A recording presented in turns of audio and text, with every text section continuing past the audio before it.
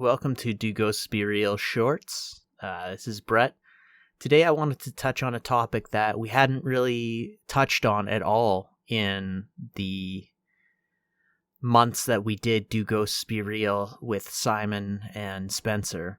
So I wanted to touch on this idea of ghost ships. I love the idea of ghost ships just because it's something that is, well, when I was growing up, very popular in pop culture, with the Pirates of the Caribbean movies, Johnny Depp looking all beautiful, Orlando Bloom. I mean, come on now. You can't do much better than that. So, today I'm going to be talking about one that's not as famous as some of the older ghost ships, and people probably have heard the name of the Flying Dutchman, but they don't really think too much of it. But it is one of the most famous ghost ships in the world. So if you want to do some research on that, by all means, check it out. It's kind of an interesting thing. I don't have many facts on it because today we are going to be looking at the SS Valencia. You're probably thinking to yourself, like, why the heck did he choose not the Flying Dutchman? Why wouldn't he choose the most famous one? And the reason I chose this one today is this tragedy happened off the coast of Vancouver. So it's right in our own backyards. And a lot of the stories that I want to talk about on Do Ghosts Be Real Shorts, I want them to be Canada-centric, just so people kind of have an idea of our spooky heritage. So that's kind of where I'm leaning for the next few months until I've absolutely played out everything Canadian, because I think it's our duty as Canadians to take pride in our country and talk about our history. I think that's a super interesting thing that doesn't get touched on as much as it should. So we're going to be talking ghost ships today and pirate or ghostly crews. So I think that's going to be a fun one. I mean, last episode we talked shadow people. The episode before that we talked about a place in my own backyard. So today we're also going to dive into a bit of the history of the SS Valencia, where or how it was built, where it was built, that kind of thing, and really kind of get into the whole story, because the finishing, the last voyage wasn't the whole history of it. And I think it's important to touch on the history of the ship itself before we get into the atrocity that happened to it. I mean, as you already know, because it's a ghost ship, you're probably already assuming, well, obviously it sank. Yes, but it has a far greater history before that happened. And today I want to touch on some of that too, because I don't know about you guys, but I find history to be the most interesting topic we can probably think about and learn, especially in school. If you are in school or post-secondary or whatever the case may be, would I recommend taking a history course as an elective? No, because your boy's finding out in a hurry that this whole taking history as an elective thing is harder work than your actual major, which for me is psychology. So I've been kind of struggling with that, but the history of everything I find super fascinating. It's just essay writing 3,000 words about, something that you don't get to choose isn't super exciting. So today I decided, let's hit up SS Valencia. Let's talk about it. And I find it very funny because all the research I did, they kept referring to the boat as a she, which I find kind of silly because it's a boat. It's an inanimate object. I made sure in all of my notes that I put it rather than she. I mean, the Wikipedia articles and the various articles I read just nonstop, she this, she that. It's like, well, I guess because it's the SS Valencia, but it's a boat. It doesn't have a personality nor a gender for that matter. So we're going to avoid calling the boat a she today because it's a boat. It doesn't fucking matter at all. So the SS Valencia was built in 1882 by William Cramp and Sons. It was a 1,598-ton steam vessel.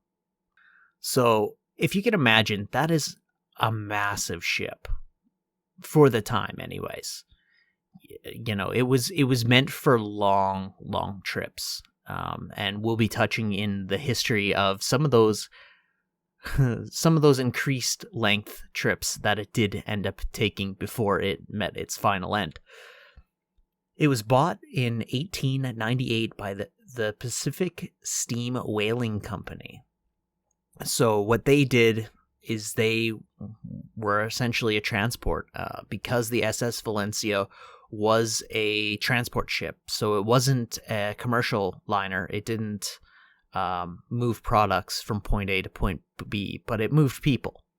Its main transport was from San Francisco to Alaska and everything in between there.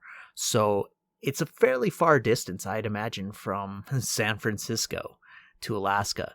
What kills me too is, why would you want to go from San Francisco, where it's sunny and warm, to Alaska of all places? I mean, I guess people were just built different in the late 1800s, right? I mean, between you and me, where we live right now, Saskatchewan,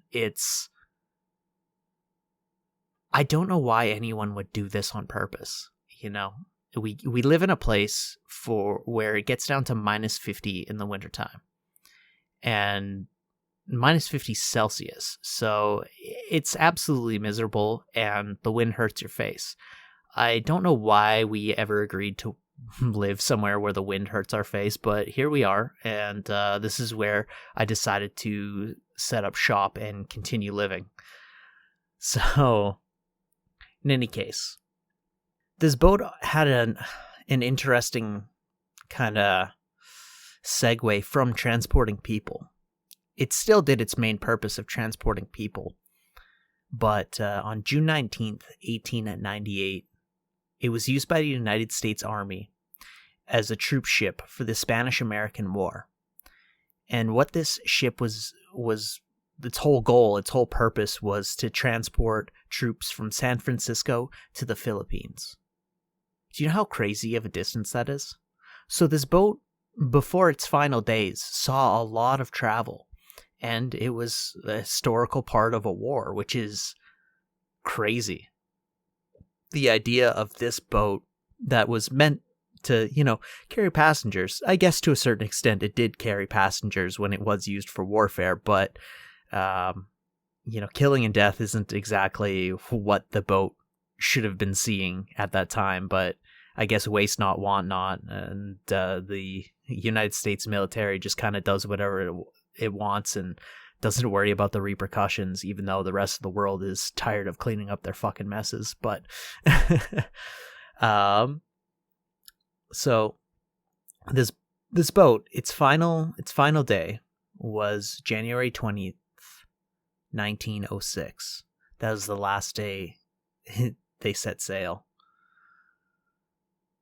which is pretty crazy to think about. So the boat was, just over 20 years old when it sank. That voyage had 56 crew members and 108 passengers. So, they had, and the sad part is this company, before it was bought by Pacific Steam Whaling Company, it was actually used by another company. But that company inevitably ended up having to sell it due to fines. And what they were doing is they were stuffing ships full of people, like way beyond the limit they were supposed to. And they got caught enough times and fined enough that they finally sold the ship. So this wasn't one of those cases, this voyage with over 160 passengers. January 22nd, 1906, before midnight, the Valencia struck a reef 18 kilometers off of Cape Bell on the southwest coast of Vancouver Island. So what that ended up doing was tearing a huge hole into the side of the boat, and it began to take on water. But, it did at least have a competent captain for better or for worse, if you're going to have a sinking ship, it's nice to have a captain that has a general idea of how the hell to do things. But this captain ordered them to ram the reef again to kind of wedge the boat in the reef so it wouldn't take on much more water and sink, and they could potentially save people's lives.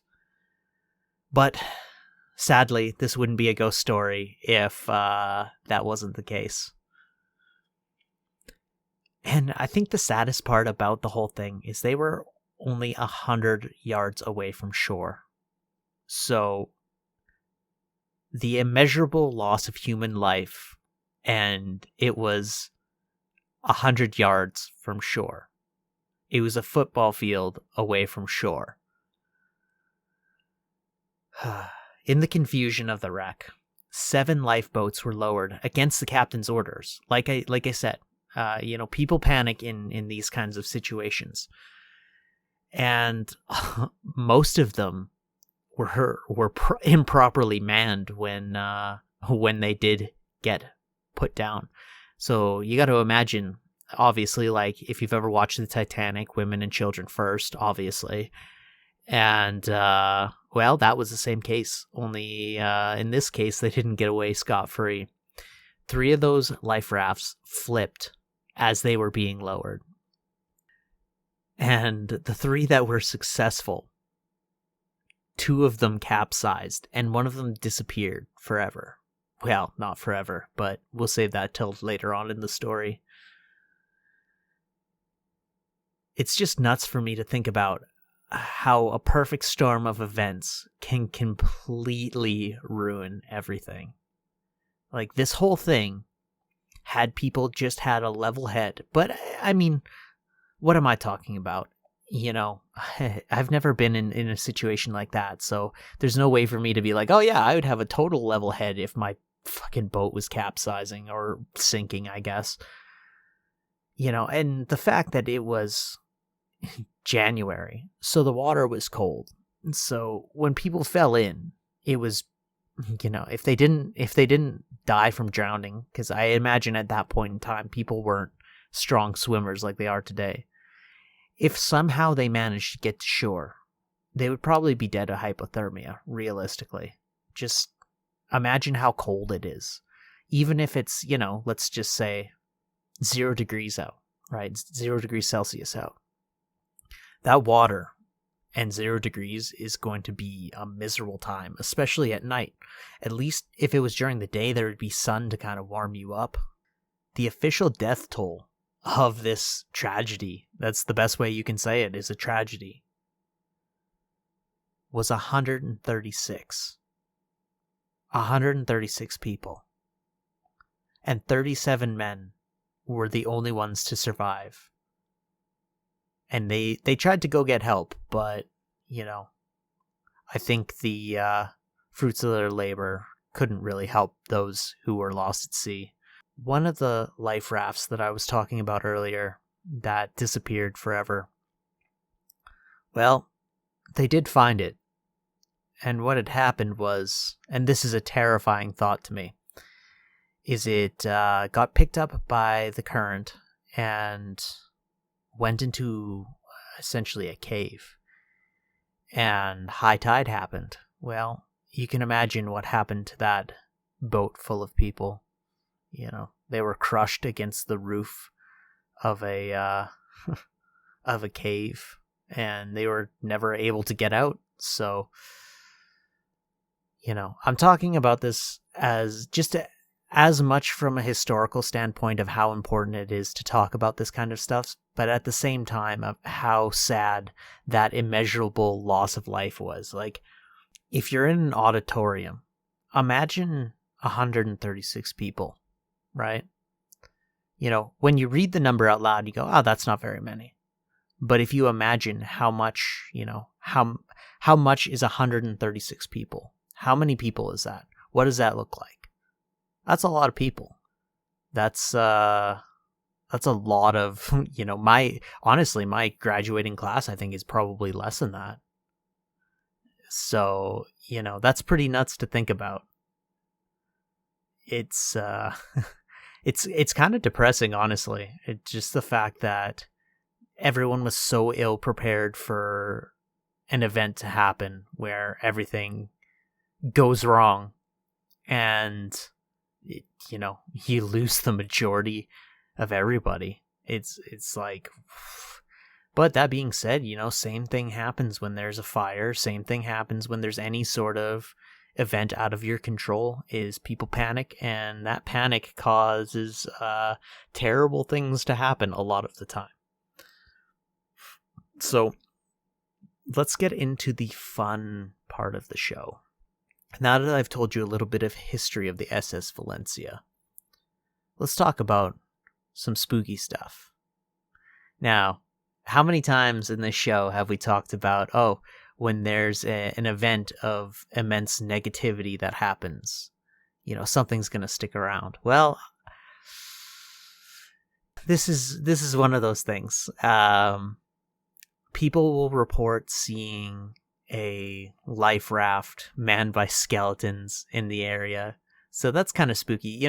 Ghosts I understand, but skeletons, like, that's some straight Pirates of the Caribbean Johnny Depp shit, to be honest. But here's the thing. This was way before those stories were even a thought. This was in 1908, 1909. A lot of fishermen report seeing the SS Valencia traveling that same route that it did the day of its inevitable sinking. And they say the whole ship is manned by a ghost crew. So, I mean, if that doesn't get the hair on the back of your neck sticking out. Now, imagine you're taking in the sights, because like we talked about, it was 100 yards away from the shore. And you see just a life raft, like an old wooden life raft, just rolling by, and you stop and you look, and it's just filled with skeletons.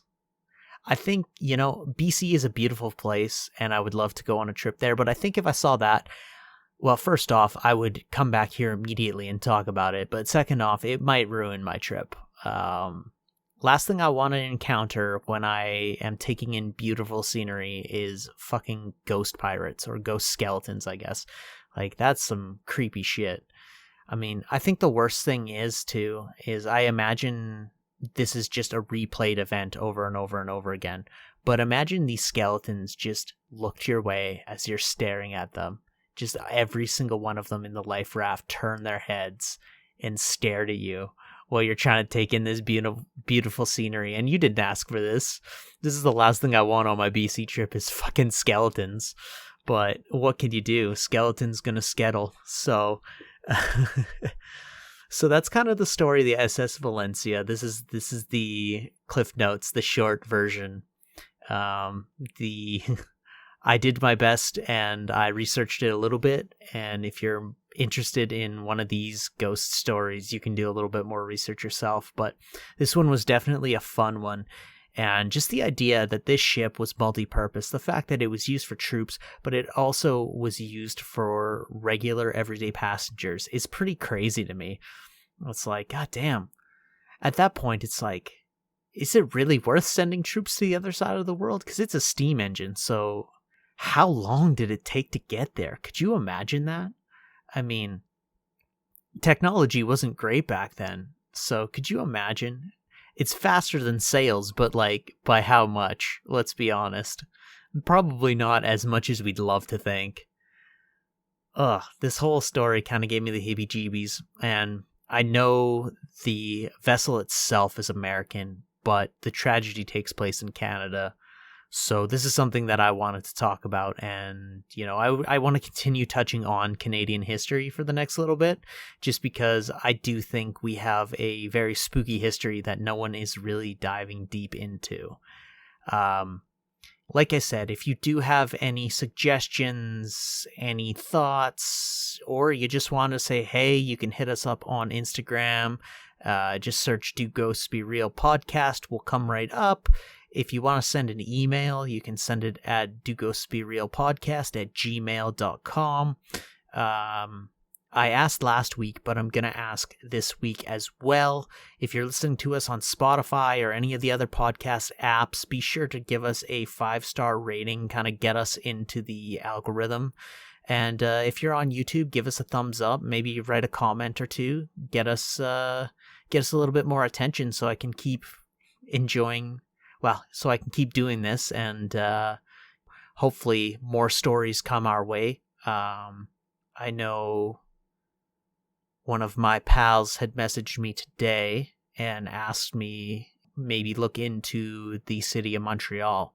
So I'm going to look at a few places in Montreal and see if I can't find something extra spooky for you guys. I appreciate everybody listening and giving us positive feedback and tolerating my voice by myself for the next little bit until the boys can all get together and we can all bullshit again. So this has been great. This is Do Ghosts Be Real podcast shorts, and I appreciate you guys listening. So until next time, have a great day.